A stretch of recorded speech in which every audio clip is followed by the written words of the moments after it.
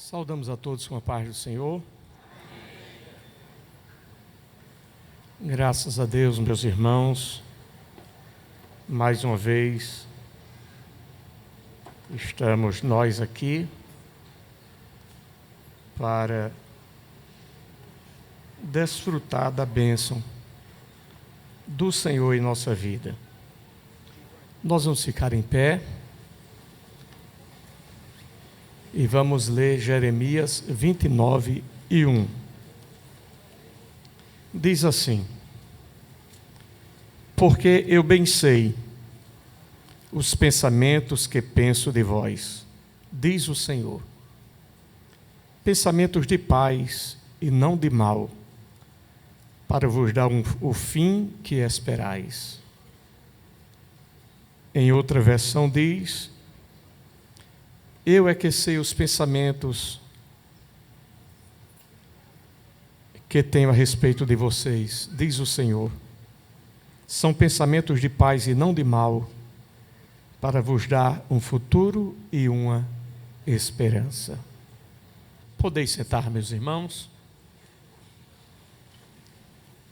Muito bem. Nós estamos falando sobre as dificuldades que passam as pessoas, muitas vezes apresentando medo e ansiedade, mas em resposta a isso, devemos enfrentar com fé e confiança. E é com base nisso que temos falado já há alguns dias sobre isto, de modo que aqui comentamos na semana anterior sobre a nossa confiança em Deus, pois ela está alicerçada no caráter de Deus. Nós confiamos em Deus porque o caráter de Deus é conhecido de todos nós. O nosso Deus é alguém em quem pode se confiar. Por que confiamos em Deus? Porque Ele é certo em todas as suas palavras, é fiel a toda prova, e nele não há sombra nem mudança de variação. E ainda falamos aqui sobre o caráter de cada um de nós, porque a relação com Deus, ela é baseada e é alicerçada no caráter de Deus e na maneira como nós nos conduzimos diante dele. Então envolve o caráter de Deus e envolve o nosso caráter para com Deus. De maneira que aquele que anda em integridade anda seguro. É o que lemos em Salmos ou em Provérbios 10, versículo 9. Aquele que anda com integridade anda seguro. Esse foi o texto que nós lemos da última vez. Então, o caráter cristão se vê como a base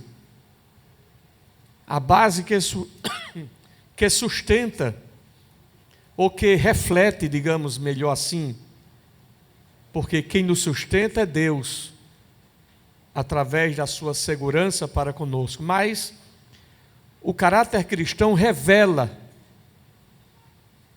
o caráter de Deus, porque nós somos moldados pelo caráter de Deus, nós somos trabalhados por Deus, somos transformados pelo Senhor.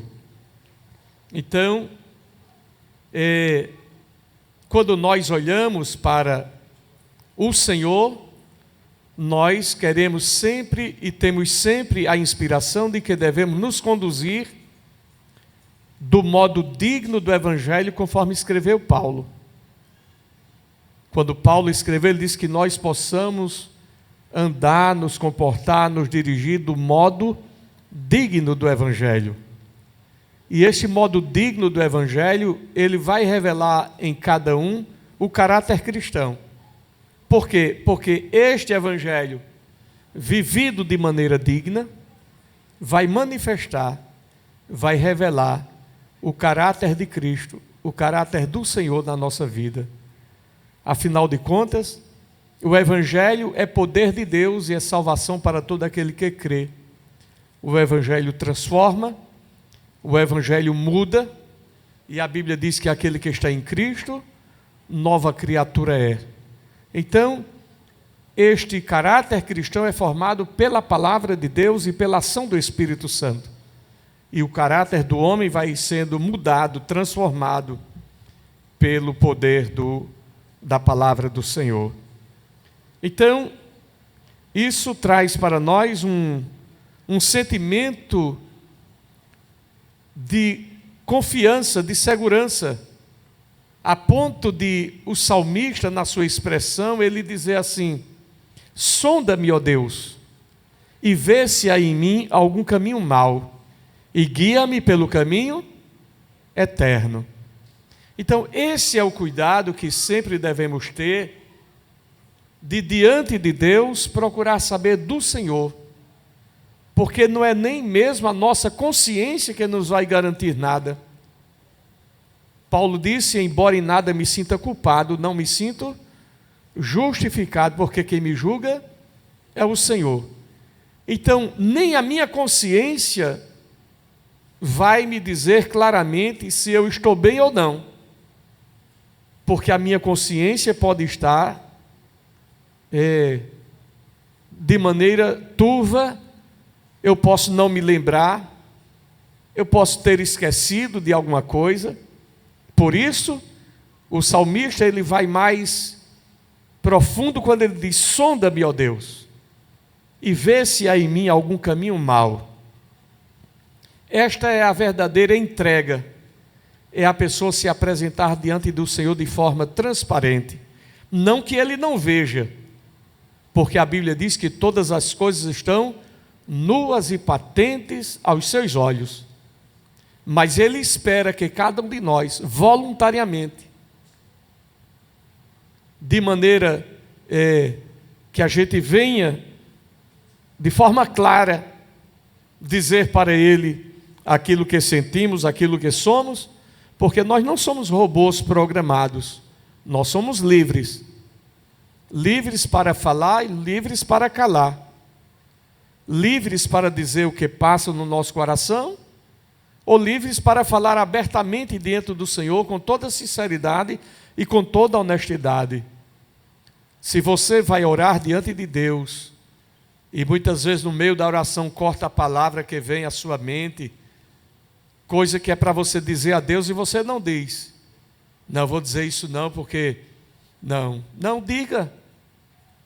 Às vezes, nós precisamos ser bem claros, como aquele homem que chegou diante do Senhor e disse: Senhor, tem misericórdia de mim, pecador. Nós não podemos nos esconder diante do Senhor. Ninguém se esconde diante dele. Então é melhor ser transparente com ele. Jesus, olhe, pense, eu estou aqui, eu preciso do teu socorro por causa disso. Isso está muito ruim para eu carregar esse fardo. Senhor, isso aqui está me incomodando muito. Isso aqui, olha, Deus, eu queria melhorar nisso. Senhor, não posso te esconder porque tu estás vendo tudo. Então, olha para isso. Não somente tu estás vendo, mas eu quero te mostrar com sinceridade, com verdade. Aqui está. Eu te apresento as minhas dificuldades. Agora me ajude.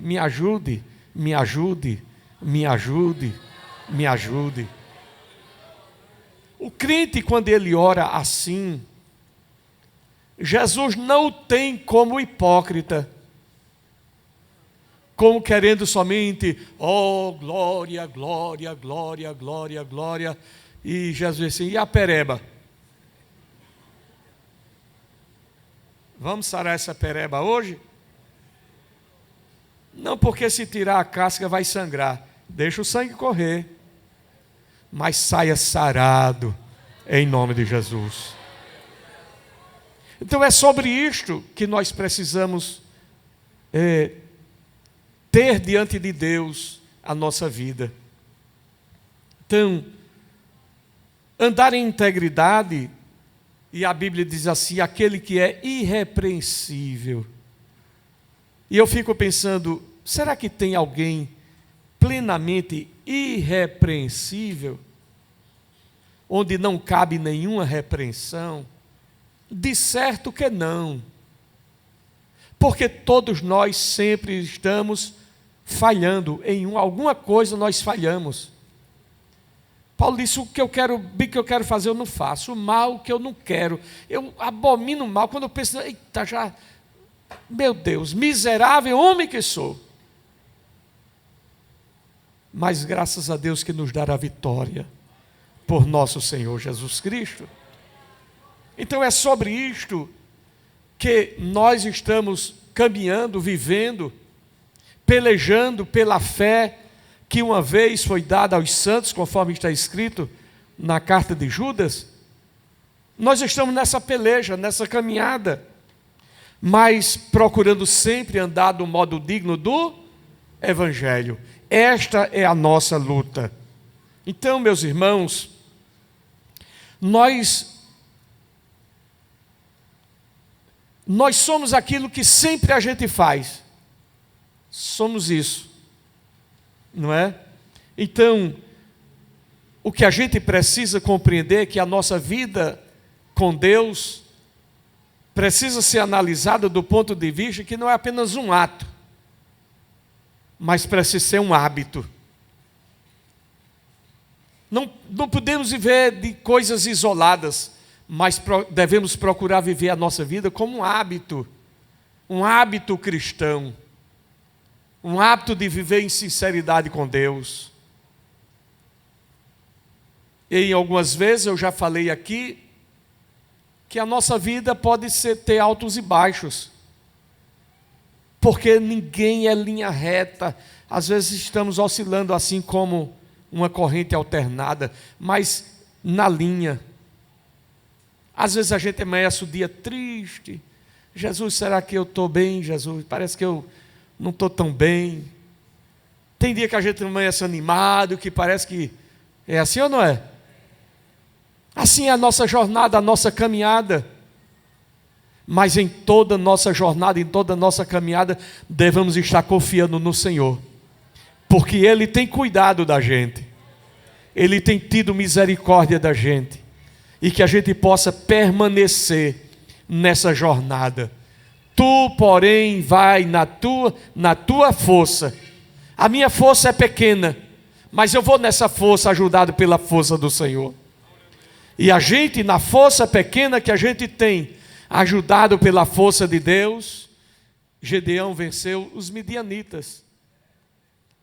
Moisés fez o povo chegar na terra, mesmo com as suas dificuldades, sim ou não? Será que Moisés teve dificuldades ou não? A ponto de não poder entrar na terra. Teve dificuldades, mas isso não permitiu que ele perdesse o bem maior, a ponto de Deus escondê-lo, a ponto de Deus guardá-lo de maneira tão bem guardada, que a Bíblia diz que Satanás procurou o corpo dele e não achou. Elias, mesmo com as suas dificuldades, tem hora que estava pedindo fogo do céu, o fogo caía. Outro dia estava debaixo do zimbro, eu quero morrer. Mas mesmo na sua limitação, ele queria estar com o Senhor. Ele desejava estar com o Senhor, tanto que o projeto de Deus para Elias não era matá-lo, mas era arrebatá-lo vivo. Então, não se prenda a qualquer pensamento que venha no sentido de você ficar totalmente desmerecido para Deus, a ponto de você pensar ou imaginar que a sua vida não tem saída. Por isso que a Bíblia diz assim: não seja demasiadamente santo, nem demasiadamente justo. Por quê? Porque te destruirias a ti mesmo. Às vezes a pessoa cria para si algo que parece ser inatingível, mas é preciso perceber que até Deus conhece a tua estrutura. E o que é que você é? Pó. Aí fica o pó dizendo: não, eu já estou no céu. Não, não está ainda não. Jesus disse assim: deixa eu lavar os teus pés. Não, meus pés vai lavar não. Mas não, vai lavar não. E se não lavar o pé, não vai ter parte comigo. Então se é para fazer assim, lava-me todo. Não, todo não. Vós já estáis limpos pela palavra que vos tenho falado. Agora eu preciso lavar os pés. Porque enquanto você está pensando no céu, mas os pés ainda estão na terra. Que você possa lavar os seus pés todo dia diante de Deus. Você já está limpo pela palavra do Senhor. Você já foi resgatado pelo Senhor. Mas você ainda está pisando na terra. Você não está lá ainda não. Você está aqui. Então você sempre precisa ter os seus pés lavados na sua caminhada com Deus. Senhor, eu sujei meus pés hoje diante do Senhor. Sujei, então eu quero que meus pés sejam lavados para a caminhada nova. É isso que nós precisamos fazer na nossa jornada, na nossa caminhada. Então,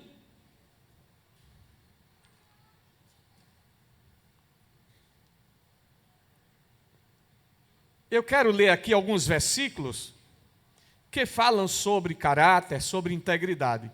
Filipenses capítulo 4, versículo 8.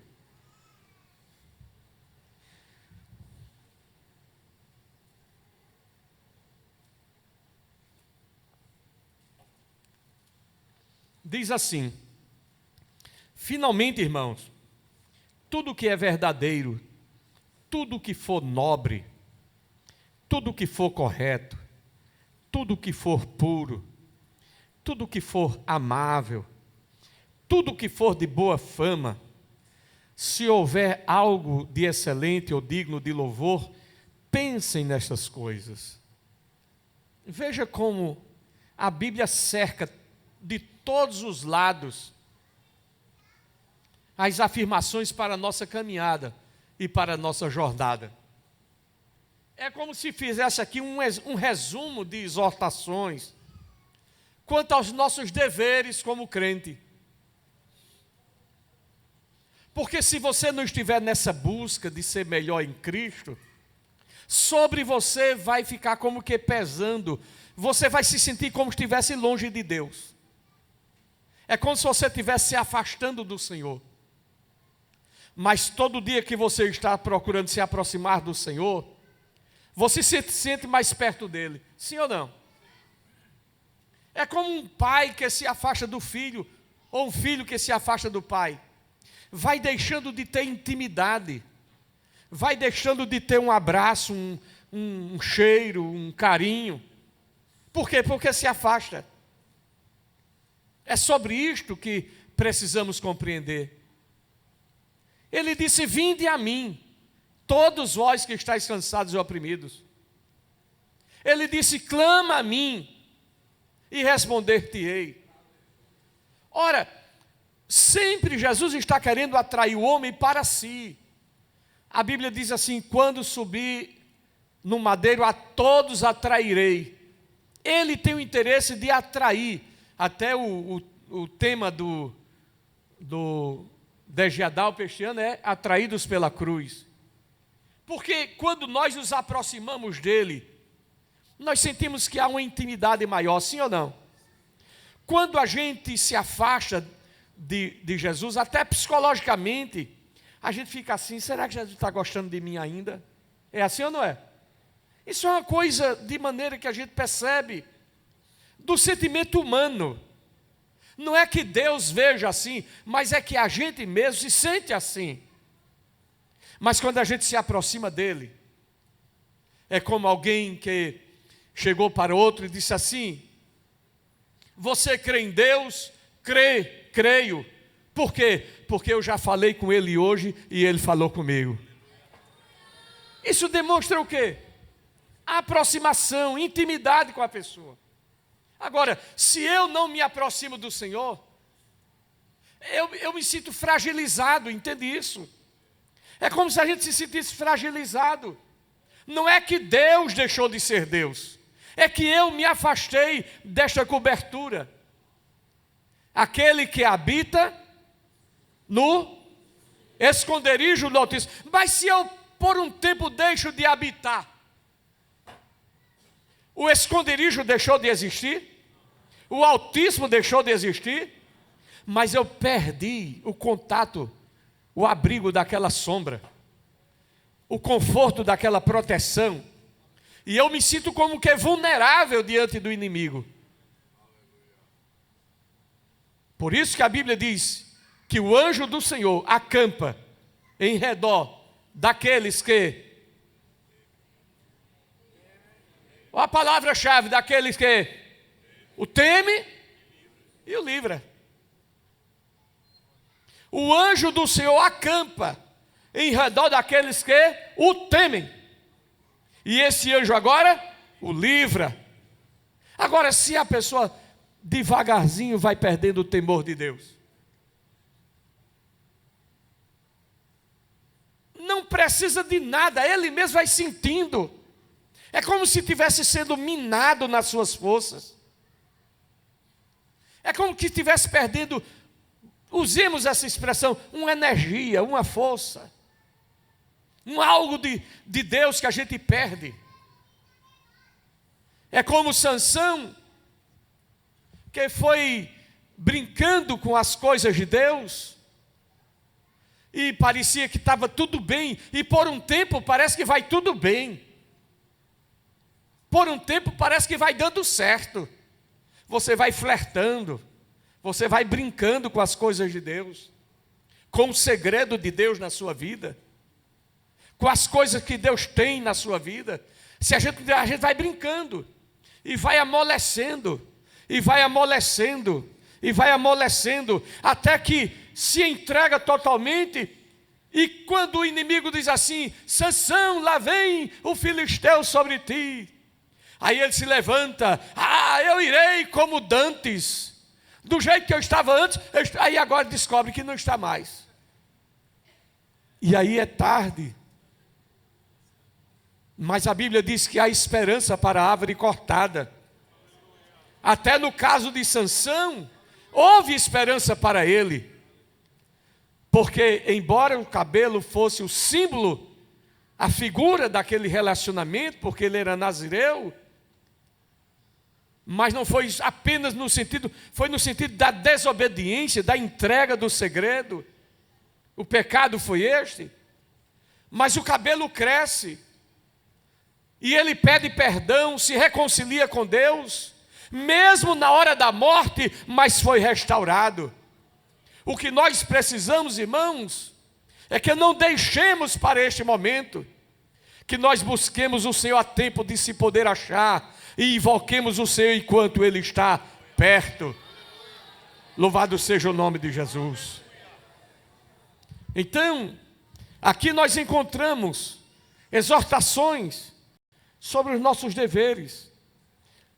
Deveres como pais, como filhos, como irmãos, como marido, como mulher, como amigo, como vizinho, de todas as formas. Porque o Evangelho, a palavra de Deus, essa palavra é concretizada na nossa vida através das nossas ações e através das nossas reações. Esta palavra que estamos falando hoje aqui não é teórica, não, ela é prática. Ela se revela nas minhas atitudes, nas minhas ações, na minha vida, no meu cotidiano. Porque se eu passar o tempo todo aqui falando, e eu saindo daqui, desliguei o botão de crente, agora eu estou na vida, deixa a vida me levar. E não é assim. Quando a Bíblia diz que a boca fala daquilo que o coração está cheio, significa dizer que, se eu estou cheio desta palavra, aquilo que vai sair de mim, vai revelar o que está dentro de mim. Seja através da minha boca, seja através das minhas atitudes, seja da minha maneira de ser, de agir, de tratar. Isso em todo sentido da vida. Como irmão, como pai, assim como o esposo, a esposa, o filho, a filha, o genro, a nora, o avô, a avó. O nosso relacionamento dentro de casa, em família, como é? Ah, gente, eu sou crente na igreja, mas aqui não tem esse negócio de crente não. Ora, eu não posso desvincular. Você é a irmã fulana. Você não é irmã fulana só na igreja. Você é a irmã fulana onde você estiver. A irmã fulana exercendo o seu papel como esposa, como mãe, assim como o homem, como pai, como marido. Em toda a sua plenitude, esta palavra vai atuando na minha vida. E a maneira como eu trato, como eu conduzo, como eu levo a vida e conduzo a vida, ela vai retratar quem eu sou. Porque quando aquele religioso passou por aquele moribundo e disse assim: eu estou atrasado para o culto, vou-me embora. Não dá tempo ver agora não. Quando o levita veio atrás e olhou assim e disse: eu nem conheço, deixa aí. O pastor já passou na frente e eu, como diácono, não pode chegar atrasado. Desculpe, mas estou apressado. Lá vem agora quem? Hein? O samaritano, que é chamado de bom. Agora veja a contradição. Porque o samaritano era visto como mal. Tanto é que tem a mulher samaritana que disse: eu não posso falar com o judeu e tu vem falar comigo, porque havia uma rixa. Era o judeu se achando tal e não fez nada, mas veio o samaritano, que era de linhagem misturada e etc, etc, mas veio com atitude nobre. Por isso a Bíblia diz assim: tudo que for nobre, uma atitude nobre, louvável. E vem, olha, não era conhecido, não olhou, não era ninguém que pudesse fazer alguma coisa porque era alguém, não era parente seu, não era coisa nenhuma dele, mas pega, trata, bota o azeite, ajeita, bota em cima do jumento ou do cavalo ou da mula, não sei, e leva, e chega lá na estalagem, era uma espécie de UPA da época, digamos assim, e disse assim: olha, está aqui esse homem, encontrei na beira. É seu parente? Não. É seu amigo? Também não. É o que é seu? Não é nada, mas eu encontrei, eu tratei, eu coloquei em cima aqui e trouxe. Isso é evangelho. Isso é evangelho. Porque tem gente que pensa que evangelho é só no coral. Glória a Deus, glória a Deus. E passando pelo povo sem fazer nada. Mas o verdadeiro evangelho é esse que não apenas brota de lábios, mas que é visto através das atitudes de cada um de nós. Glória a Deus. Outro dia eu disse aqui que teve uma irmã que disse: pastor, eu não posso mais, eu estou impedida de trabalhar para Jesus. E irmã, foi que houve, irmã? Que desastre aconteceu que a senhora não pode? Não, pastor, eu era da comissão. Todo dia tal, eu ia visitar os enfermos. E agora estou detida em casa. Não tenho mais tempo de fazer a obra de Deus, de visitar os enfermos. E irmão, foi o que aconteceu? Meu marido está doente. Irmã, vem cá. Olha, a senhora está fazendo a obra de Deus. Veja, a senhora estava saindo um dia por semana, numa tarde, para visitar enfermo. Agora a senhora tem uma obra completa, em tempo integral. A obra de Deus em tempo integral para a senhora não é visitar uma pessoa uma vez por semana, é cuidar do seu parente, do seu enfermo todo dia, de manhã, de tarde e de noite. Isto é obra de Deus. Ou não é?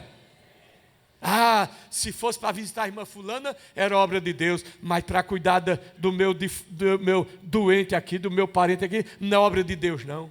Ora, o que nós vamos pensar sobre isto?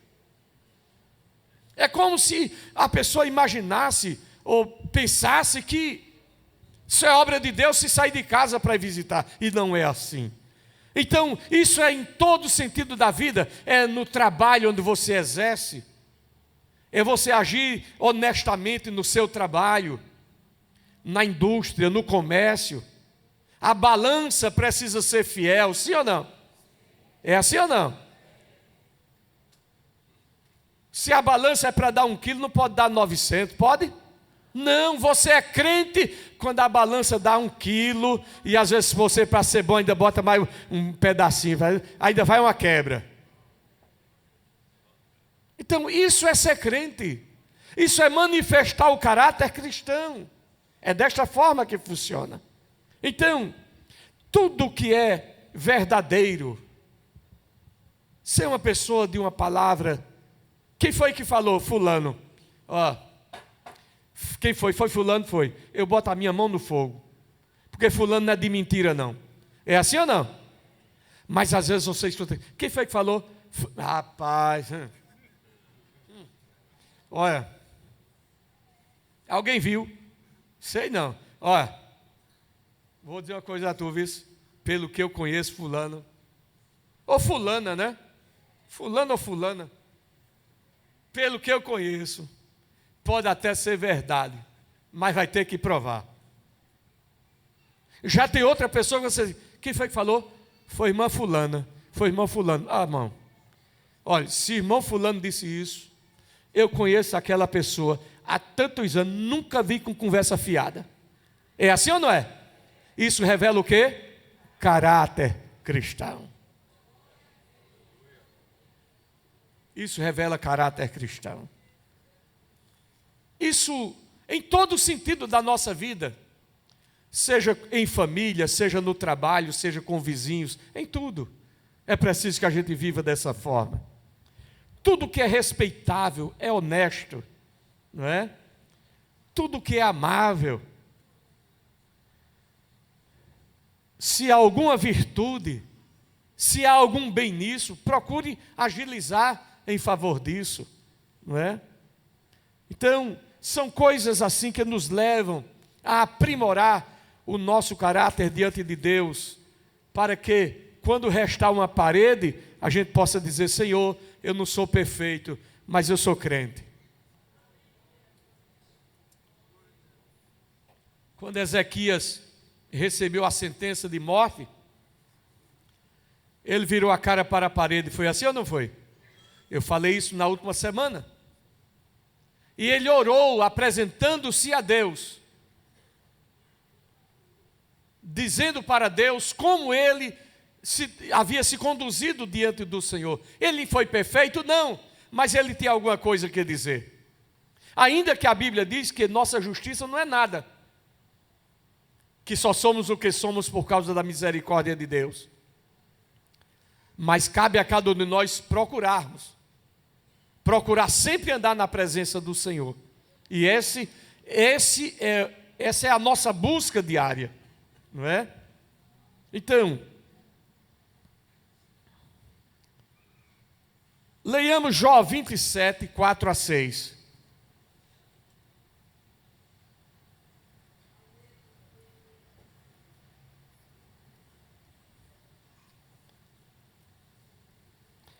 Jó 27, 4 a 6 diz assim: meus lábios não falarão maldade, e minha língua não proferirá nada que seja falso. Olha, irmãos, a pior coisa do mundo é você não ter confiança na pessoa.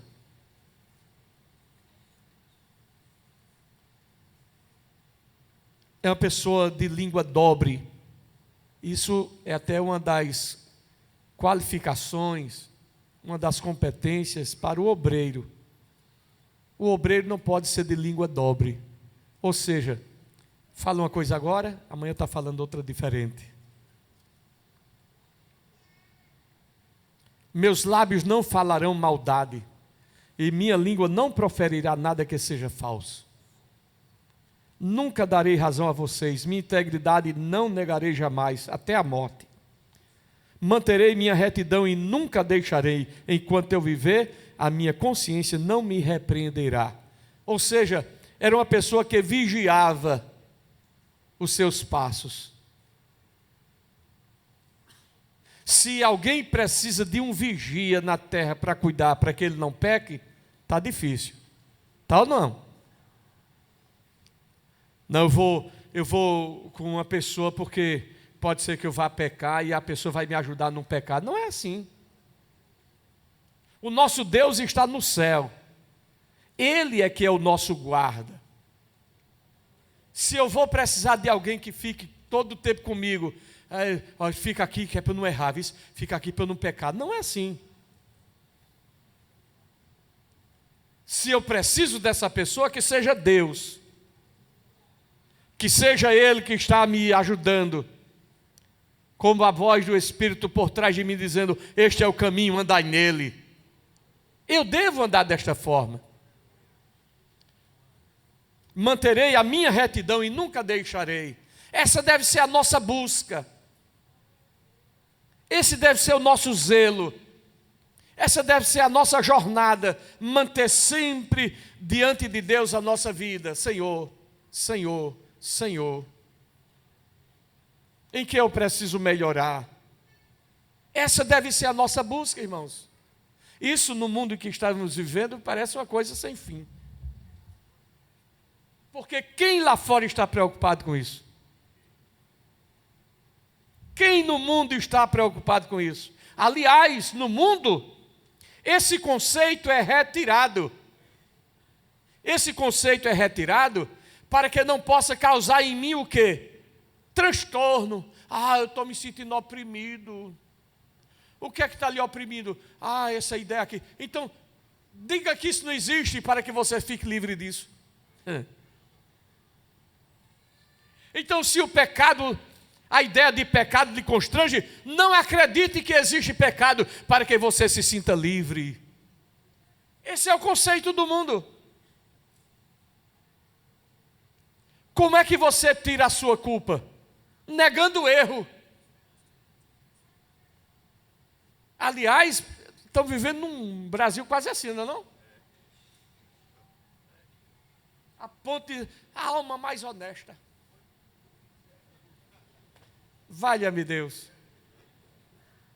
Enquanto o crente está dizendo, Jesus, me ajude, me ajude, me ajude. O outro está dizendo assim, eu sou mais honesto.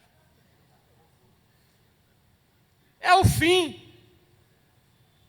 É o escárnio. É como se todo aquele que está buscando viver em sinceridade e em verdade diante de Deus não tivesse valendo nada.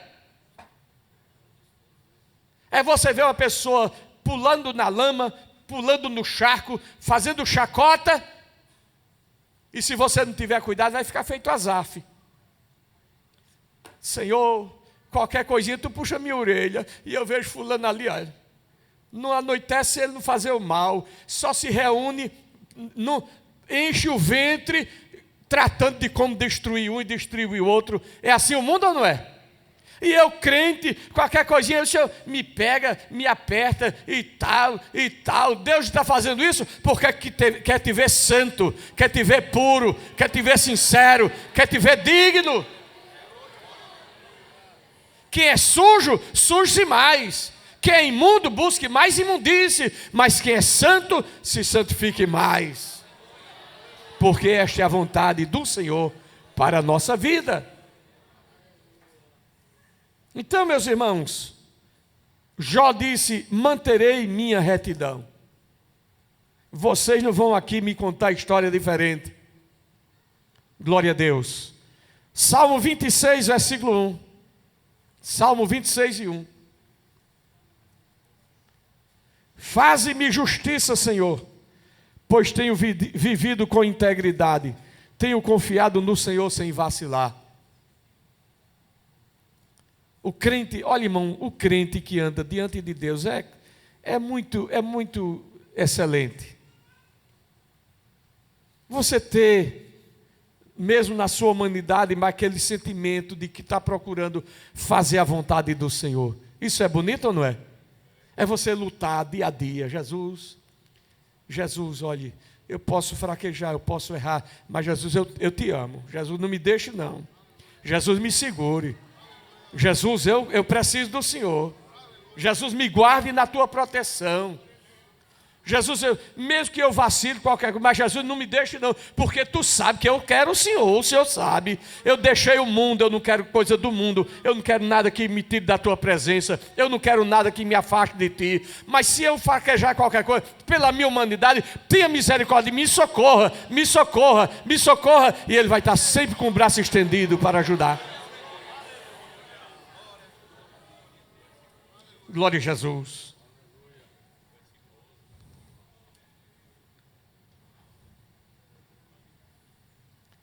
Miqueias capítulo 6, versículo 8.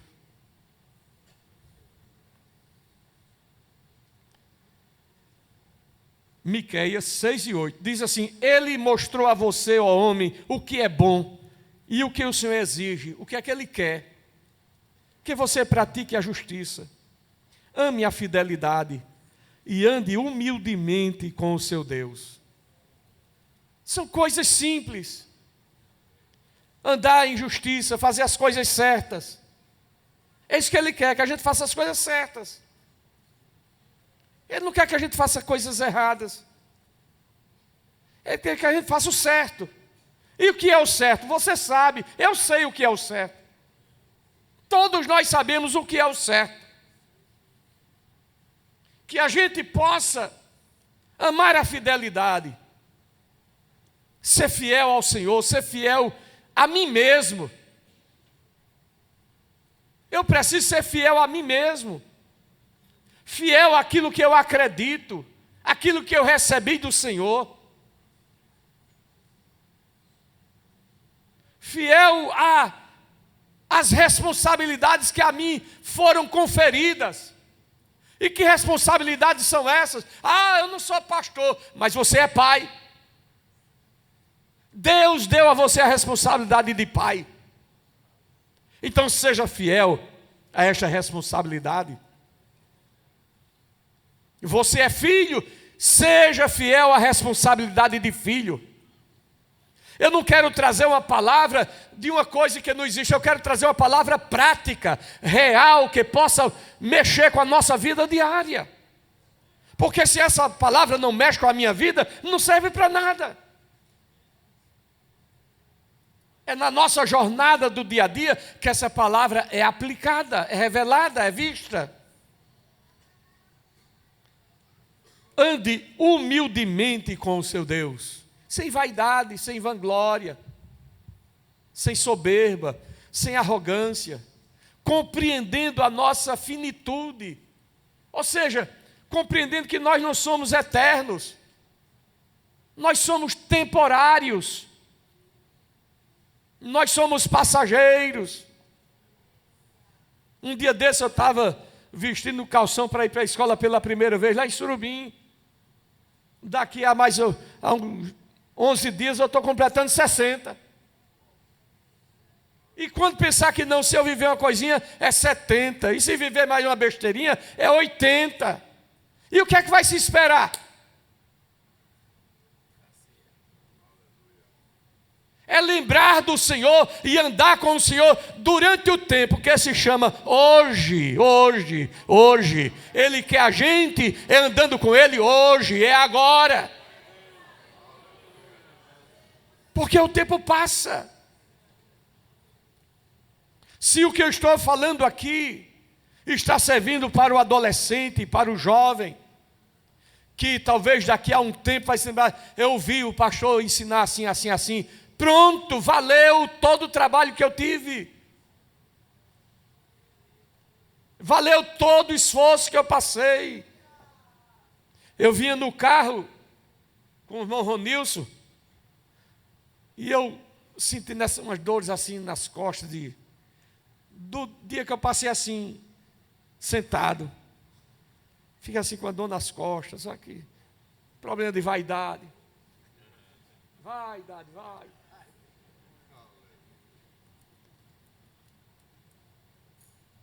Mas vale a pena, porque as dores que eu sinto podem ser físicas, mas os valores impregnados no coração, na mente, é como caracteres, e os caracteres que são imprimidos na folha, Antigamente tinha datilografia, hoje talvez alguém não sabe mais nem o que é isso. Você tocava assim na letra, a letra ia com toda a força lá, pá, batia na folha e ficava impressa a letra lá. É o caractere. Pois bem, o caráter é isso. É você impregnar coisas numa folha. Isso é o caráter que é formado através das coisas que vêm sobre nós e batem em nós. Isso ficam fixas na gente e salientam na gente valores que ficam impregnados em nós, a ponto de criar uma espécie de escudo, de barreira. Eu fui criado num tempo em que a gente era crente. Veja, a gente era crente lá no interior. A gente não tinha negócio de futebol, não. Tanto é que eu não tenho time de futebol. Eu não tenho esse sofrimento na minha vida. Porque já basta as coisas da vida normais. Ainda ter que chorar por time.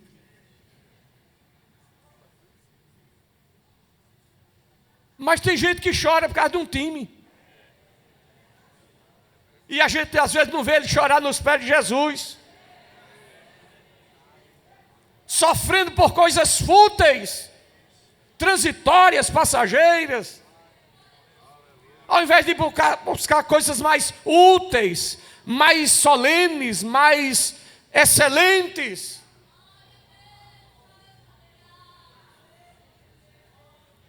Isso foi formado no meu caráter. Aí quando alguém vai, tal, não me afeta em nada, porque não faz parte de mim. Não está na minha estrutura, na minha formação. Então, Tito capítulo 2, daqui a pouco vamos parar, aquele relógio ali não sei se está certo. Se for por aquele ali eu estou na boa. Ainda vou ganhar uns 5 minutos. Tito, capítulo 2, versículos 7 e 8. Em tudo seja você mesmo um exemplo para eles, fazendo boas obras. Em seu ensino mostre integridade e seriedade. Usem linguagem sadia, contra a qual nada se possa dizer, para que aqueles que se opõem a você fiquem envergonhados por não poderem falar mal de nós. Ou seja, que nós possamos, no nosso trato com as pessoas, mostrar integridade e seriedade naquilo que estamos fazendo. Até para você ensinar o filho, tem que ser sério.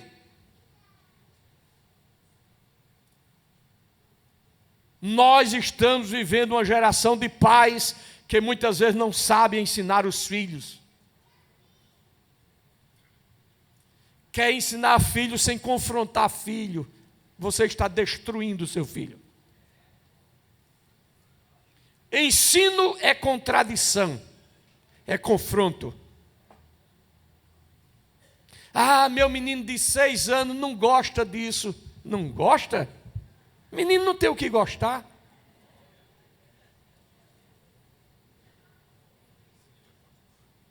Menino não gostar? Menino não tem sabor, não tem paladar formado não, irmão.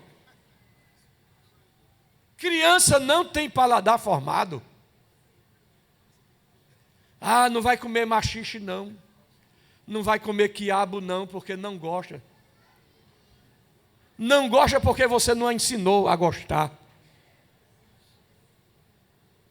Daqui a pouco ele vai dizer que ele não gosta de você. E você, meu filho nem gosta tanto de mim. E quanto mais você é permissivo com seu filho, menos ele vai gostar de você. Ele vai ter você como seu amiguinho, que pode ficar com raiva dele e tal. Olhe, não crie filho para gostar de você. Crie filho para honrar você e obedecer a você. Porque no dia que ele aprender a honrar e a obedecer, ele descobre que ama você. Eu sou de uma geração de ferro. É ou não é? Não é Nutella, não. Não é iogurte, todinho, não. É raiz. É raiz. Hoje é tanto menino com... ele está com problema. Mãe resolvia os problemas rápido.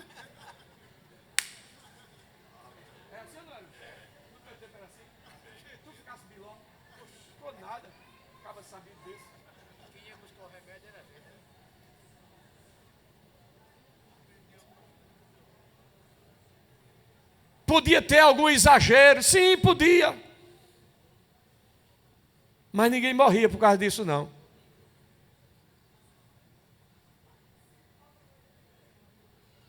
Hoje é, meu filho, não faça isso, meu filho. Ô, meu filho.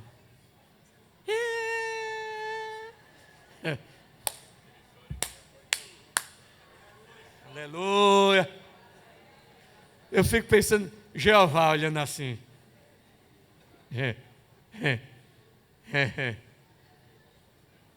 Ora, vá ser homem.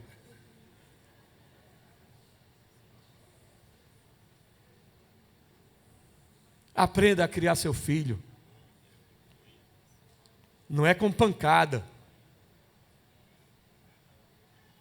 É você ser exemplo para ele aqui, olha. Mostrando integridade e seriedade naquilo que você está falando.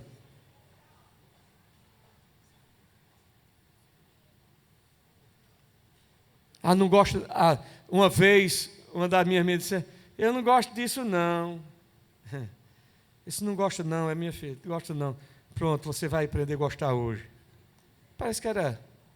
Não sei se era machista, ou era quiabo, não sei o que era, ou era aquele que não tem nem gosto de nada, aquele como é, chuchu. Não dá nem para dizer que gosta ou não gosta, porque não tem gosto de nada. Porque se tivesse pelo menos um sabor, eu gosto. Eu não gosto, porque não tem sabor nenhum. Então não tem nem o que gostar. É comer. É só engolir. É você dizer, meu filho, você se adoecer, você vai tomar tanto comprimido. Olha, se você adoecer, você vai tomar tanto remédio amargo, que você não gosta, mas você tem que comer, tem que tomar. Então, para você não tomar o remédio amargo, coma a comida sadia, deixe de comer porcaria.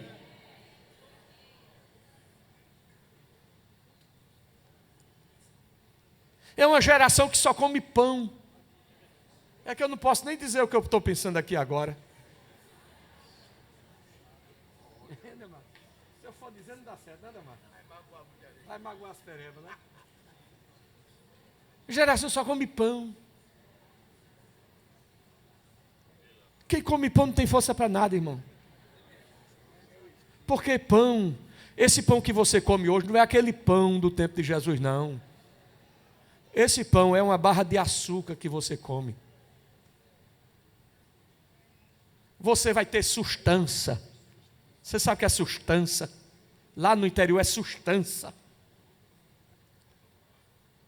É cuscuz, é macaxeira, é inhame, é batata. Um homem que fica comendo pão, meu Deus, se aparecer uma barata, não é barata. Um homem que come pão, ele corre de barata, mas um que come cuscuz, ele come até a barata se aparecer na frente dele.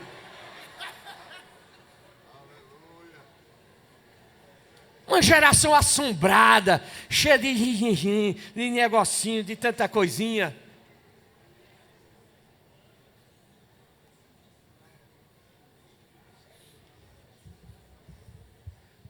Minha mãe ensinou a gente a levantar e arrumar a cama. Hoje não quer arrumar, tem menino que não arruma a cama. Mas por que não arruma? Porque você não ensinou. Agora depois vai para o quartel, arruma a cama, vai comer, vai correr atrás de uma galinha dentro da mata para comer crua, porque não vai ter nem fogo para assar. É assim ou não é? quando quem deveria estar ensinando isso era você. Aí lá na força, ele vai aprender a ser gente, a tomar iniciativa, a ser alguém que tem iniciativa, que tem propósito, que tem reação positiva na vida. E não, meu iogurte, não está gelado não, meu todinho, quero... Irmão, que Deus nos ajude. Que Deus nos ajude. Ainda é tempo. Ei, ainda é tempo. Ainda é tempo. Ainda é tempo. Ainda é tempo. E minhas meninas me amam, mas eu não as criei para me amarem. Eu as criei para me honrarem e obedecerem.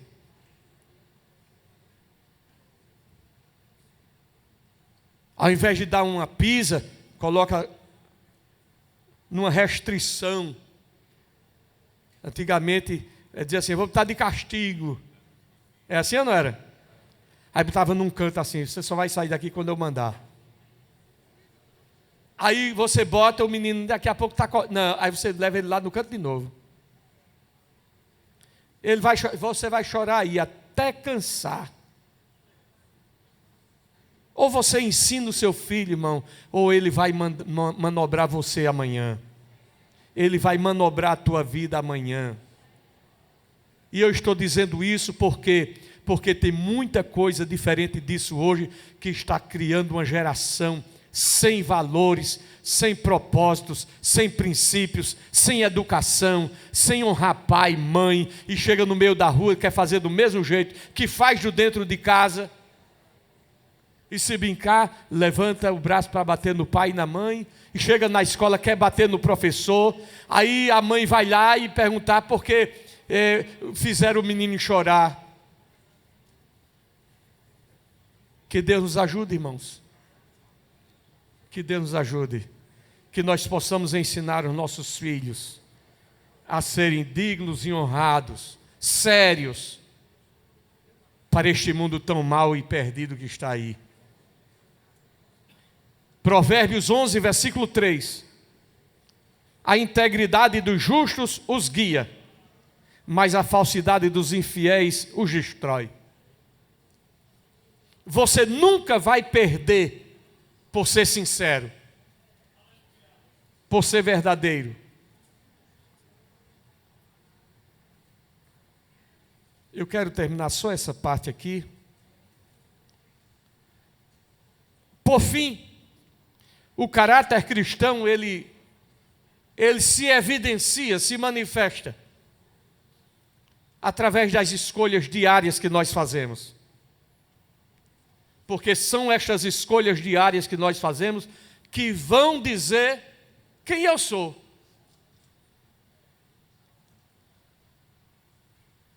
São as minhas escolhas que vão dizer quem eu sou.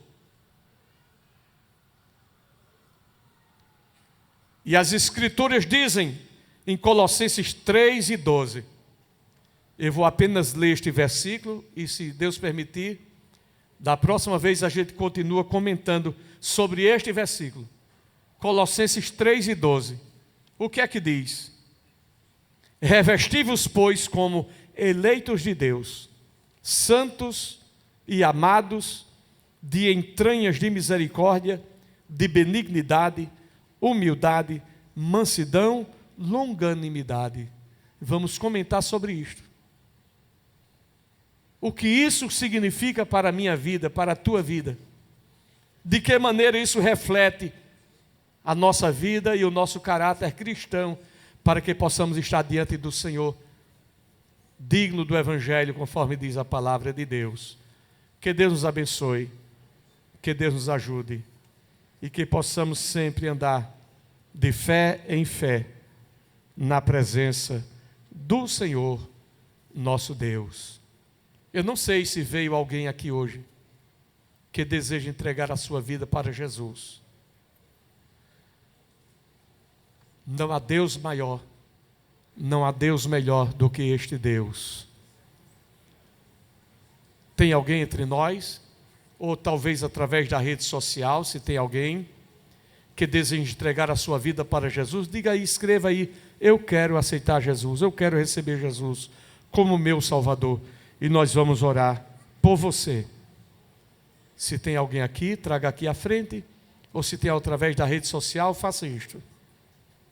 E vamos orar no final por você. Eu quero, irmãos, agradecer aos obreiros, pastor Delmário, Cristiano, e os demais que vieram ali de Eduardo Coelho, todos os obreiros que aqui vieram, que Deus abençoe a vocês, irmãos. Os irmãos que vieram das congregações, Deus abençoe e recompense a cada um. Da próxima vez continuaremos falando ainda sobre isto. E aqueles que desejarem vir, podem vir independente da escala. Que Deus permaneça abençoando a você, a sua casa e a sua família, em nome de Jesus. Amém. Muito bem, amanhã, pela manhã, oração missionária, a oração das crianças, vai ser pela manhã ou à tarde?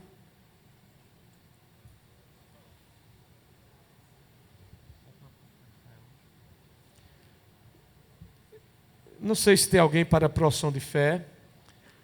Se não tiver, da próxima vez a gente pede, não é? Porque a hora já passou. Mas no próximo culto a gente vai pedir a profissão de fé daqueles que vierem para o batismo em águas. E amanhã à tarde, a partir das 13 horas, nós teremos aqui uma reunião com os irmãos, juntamente com a esposa, que estão sendo apresentados para obreiros durante esta próxima semana, dentro da nossa escola bíblica de obreiros. Então, louvamos a Deus pela vida de cada um dos irmãos que estão vindo para esta reunião de amanhã. É uma reunião muito grave, solene, muito séria, porque é a reunião em que aqueles que vêm não vão dizer depois, pastor, eu não sabia que era assim, eu pensei que era diferente. Eu não quero nenhum obreiro em Abreu Lima enganado. É assim ou não é? Eu acho que não tem nenhum enganado. Porque eu digo, você é melhor não querer esse negócio. Digo ou não digo? Não queira não. Irmã, não deixe seu marido aceitar esse negócio não.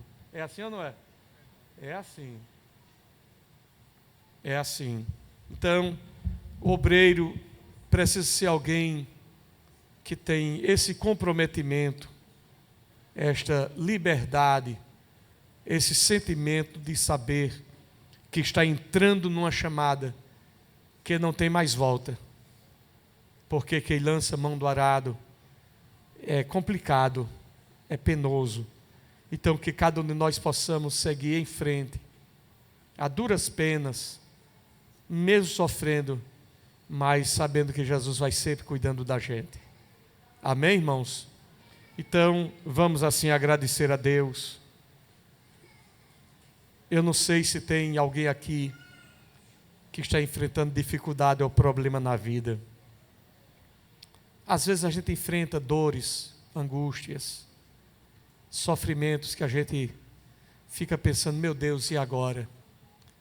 Mas o nosso Deus é fiel, é um Deus companheiro, que sempre tem nos ajudado. Vamos orar, fique em pé. Agora você pode fazer a sua contribuição através do Pix, uma operação rápida, segura e sem custos. Abra o aplicativo do seu banco, clique na opção Pix e em seguida vá na opção Transferência. Depois é só digitar a nossa chave Pix, que pode ser o nosso CNPJ, 11 120 490 0001 86. Nosso e-mail, contribua@eadalp.org.br ou nosso celular, 81-98883-2755. Verifique se a contribuição é para a Igreja Evangélica Assembleia de Deus em Abreu Lima, Pernambuco. Confirme a transferência e depois siga o procedimento do seu banco. Anote nossas chaves Pix para não esquecer. CNPJ 11 120 490 0001 86. E-mail contribua@iadalp.org.br. Celular 81 98883 2755. Você está contribuindo para o crescimento da obra de Deus.